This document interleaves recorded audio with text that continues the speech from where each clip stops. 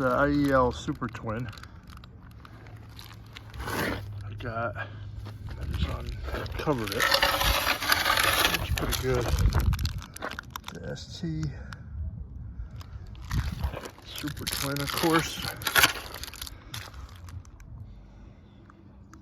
Looks in pretty good original shape. Check that spike out somebody made.